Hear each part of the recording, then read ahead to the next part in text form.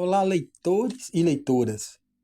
Neste novo encontro de leitura analítica, vamos tratar sobre um tema bastante interessante para cada um de nós. Foi escolhida a área do direito.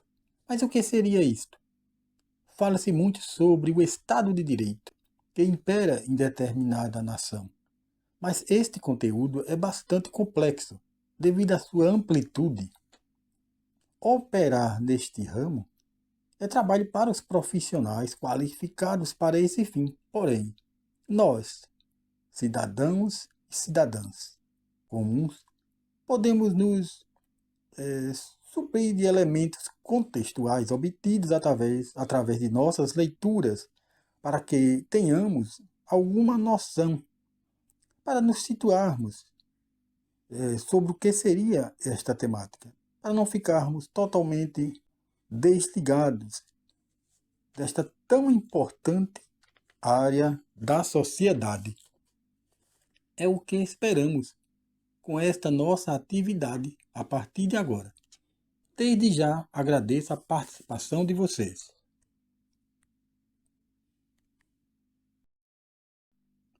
Desde o surgimento do ser humano na Terra, ele procurou estabelecer laços hierárquicos e de comando.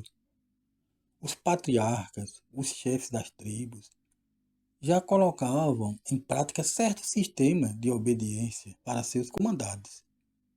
Então ali já havia regras, não estavam desgarrados. Mas no mundo moderno, as ideias, principalmente de Rousseau, através da idealização de um contrato social, instrumento viável para a construção de uma sociedade organizada nos parâmetros das leis, às quais todos teriam que se subordinar, abrindo mão de parte de sua liberdade para o bem da coletividade. Também o pensamento do jurista italiano Cesare Beccaria, o qual visava fazer uma listagem dos crimes que seriam punidos quem os cometesse, determinando o efeito da pena de acordo com a gravidade, na sua obra dos delitos e das penas. Soma-se ainda as ideias de Montesquieu, as quais voltavam para a sua classificação, ou seja, a classificação das leis, de acordo com cada área da sociedade. Por exemplo, as leis para regerem o comércio, as leis para regerem a aplicação da justiça, a administração pública. Então, cada conjunto de leis que determinado grupo, ele possui suas características próprias. Como ele dizia, o espírito, na sua obra, do espírito das leis, ou seja, o que cada lei teria aquela finalidade inspirada no seu objeto jurídico. Então,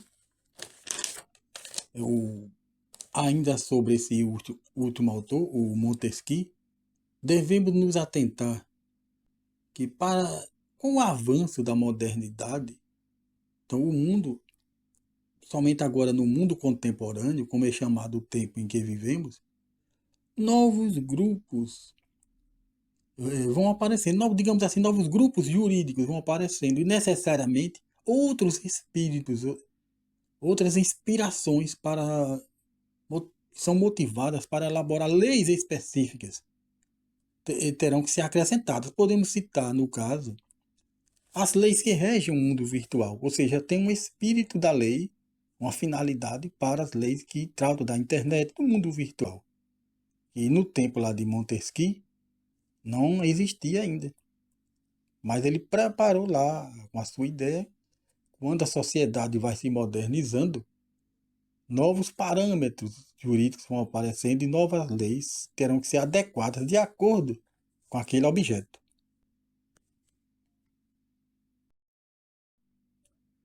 O livro bíblico afirma que toda autoridade é constituída por Deus na Terra.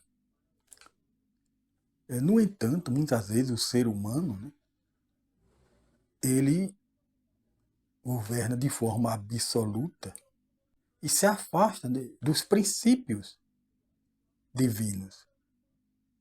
Tanto é o caso lá do rei Saul, que ele começou a se afastar dos princípios da justiça divina.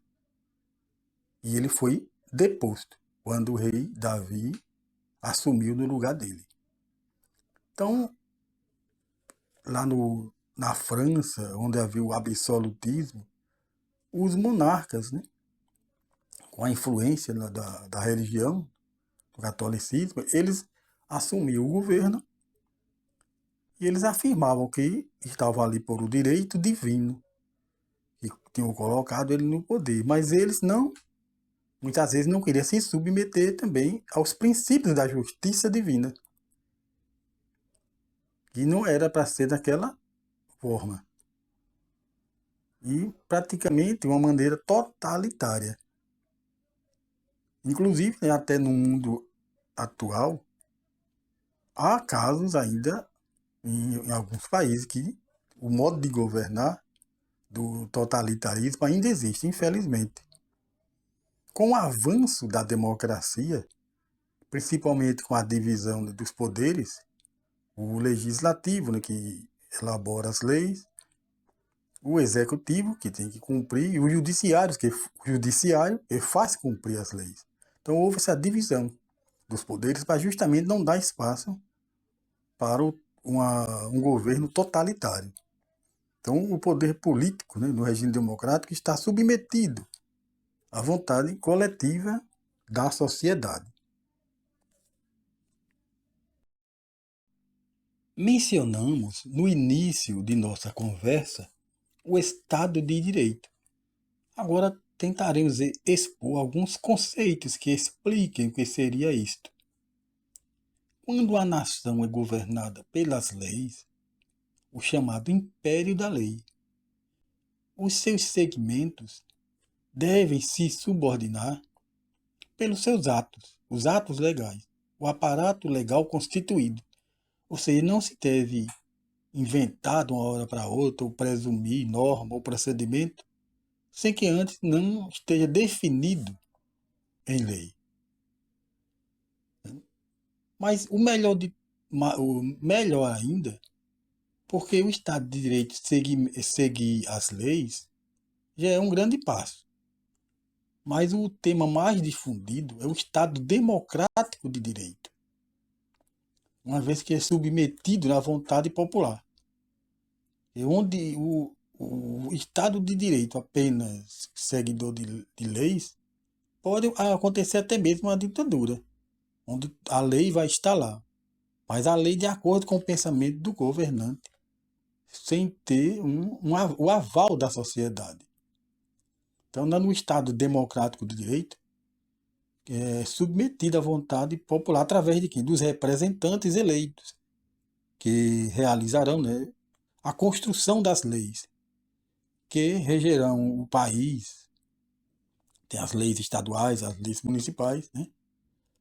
Notadamente, eles terão que seguir a lei maior, que é a Constituição. Então, na ausência do cumprimento das leis, o cidadão poderá se utilizar do procedimento judicial para que estas sejam efetivamente cumpridas. Então, no Estado de Direito, ou mais ainda no Estado democrático de direito, todos precisam se submeter às leis. Quer seja para adquirir seus direitos, assim também para cumprir os seus deveres. O Estado ele cobra dos cidadãos aquilo o que compete a ele receber. Os cidadãos devem também cobrar do Estado aquilo que ele compete a oferecer.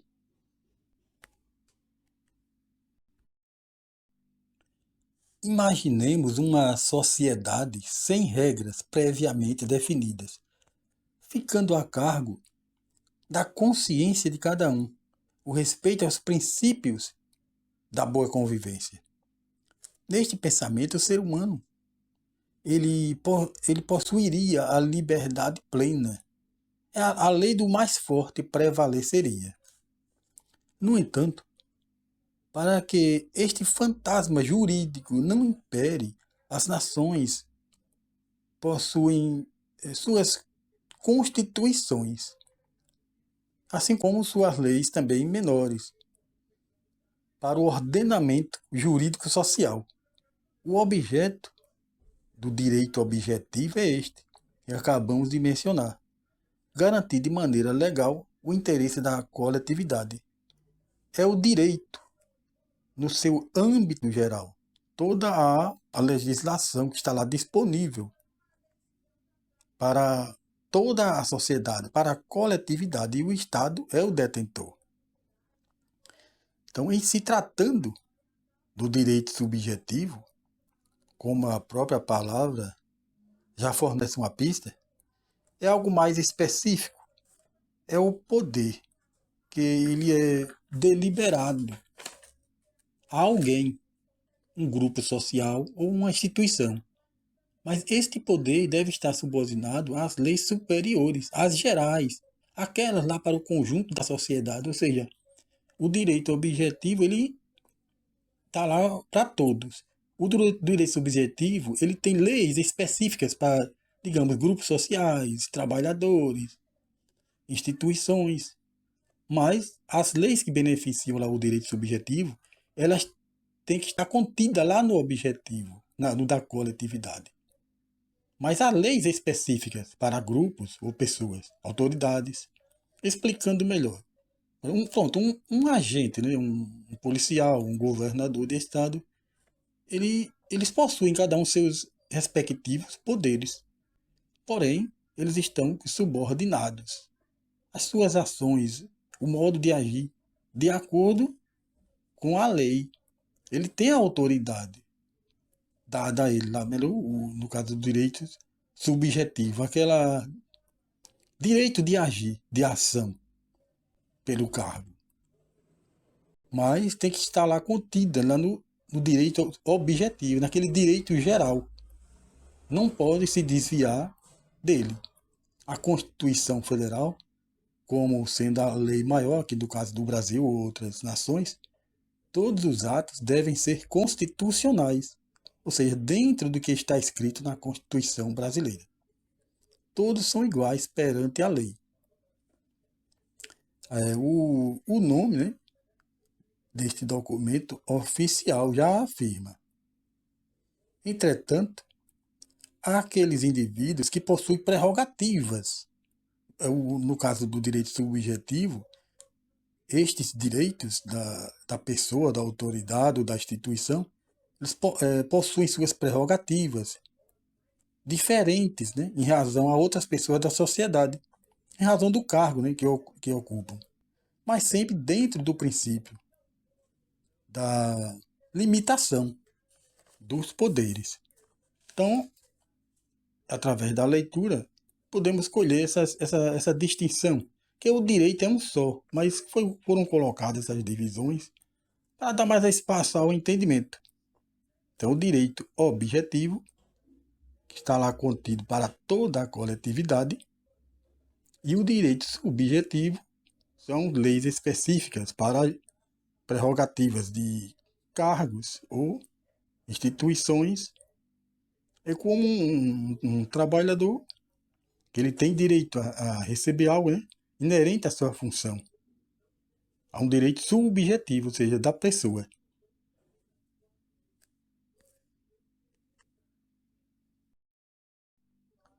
O Estado, ele representa a coletividade. Nele existem os parâmetros para os quais os indivíduos são convocados a cumprir, a se adequar. Os interesses coletivos estão acima dos individuais. É neste ponto crucial que reside a ideia de direito público. As normas originárias da Constituição Federal, que confere ao direito constitucional, as que se originam da administração pública em relação ao Estado e os governados, também assuntos de interesse público, como o patrimônio público, as relações existentes no serviço público, as normas originárias da tributação, né? Ou seja, a arrecadação dos impostos, no que concerne ao direito tributário. Acrescente-se ainda a aplicação destes recursos na sociedade como um todo, cabendo a análise ao direito financeiro. Estendendo-se esse sistema do direito público, temos também o direito penal. E conforme se observa, digamos assim, tem vários conceitos de direito que são incorporados para formar um só, o direito público. Assim também como tem o direito privado, que se divide também em vários, digamos assim, as divisões, mas que na realidade o direito, ele forma um só. Foram colocadas divisões para que possa assim ter uma análise pertinente a cada um.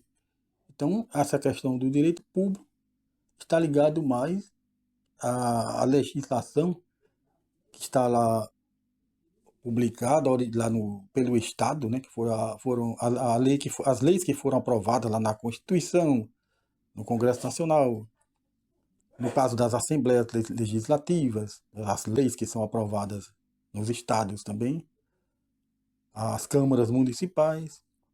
Então, tudo isso representa o Estado no âmbito municipal, estadual e federal. E as leis que são aprovadas, elas representam ali para a coletividade. Então, esse o direito público resume nisso aí. O Estado, como detentor do conjunto de leis, de normas, onde ele exerce um papel, digamos, hierarquicamente maior, superior, onde a sociedade, né, através lá dos seus representantes, ela tem que aceitar aquelas normas que foram aprovadas.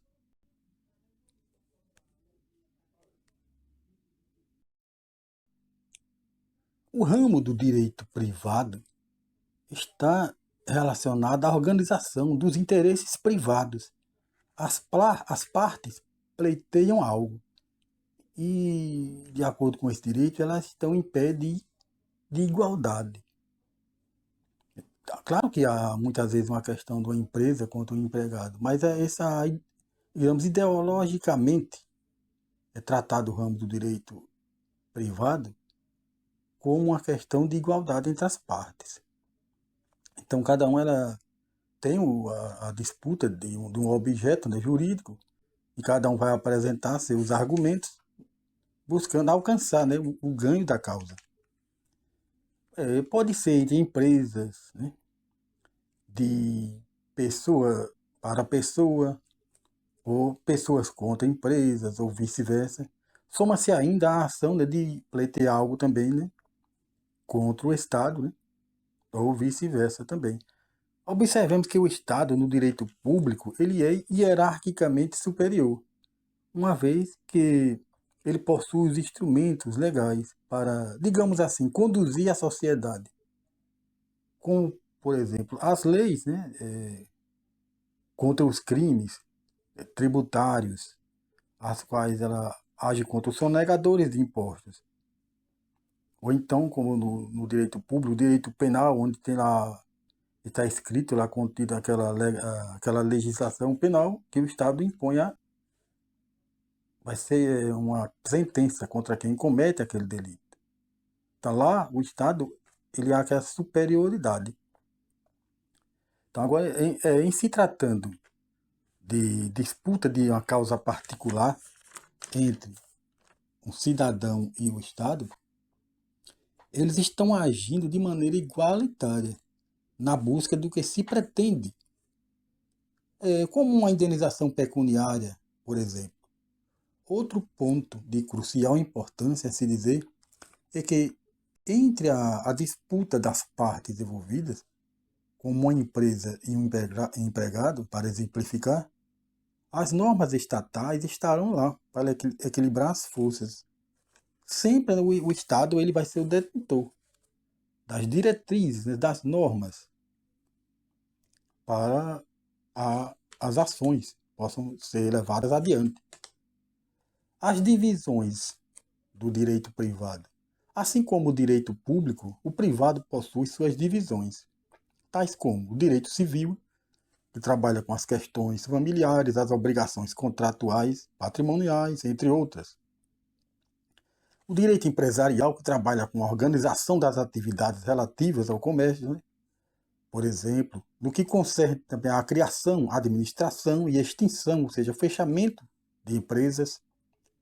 O direito trabalhista, talvez esse seja o mais popular, porque as regras, né, para a organização do trabalho são regidas por esta parte do direito, envolvendo e procurando solucionar os conflitos entre empregados e empregadores. Temos também o direito do consumidor, também é um tanto quanto não tão popular assim, que deveria ser, como o trabalhista, mas é um pouco mais conhecido também. O direito do consumidor, que é a aplicabilidade de suas regras, está relacionada com as relações de consumo, é solucionar os conflitos entre consumidores, empresas ou prestadores de serviço. Nesta atividade de leitura e reflexão sobre a temática do direito, podemos compreender um pouco desta vasta área, tão importante nas relações sociais de todas as origens. Pensando assim, os cidadãos, as cidadãs, precisam se envolver com a leitura também deste ramo para ter uma ideia do seu significado. Embora, bem, sabemos que a atuação nesta área faz parte dos profissionais, mas a leitura é para que possamos ter podemos nos situar em conceitos, para termos algumas ideias sobre o tema do direito.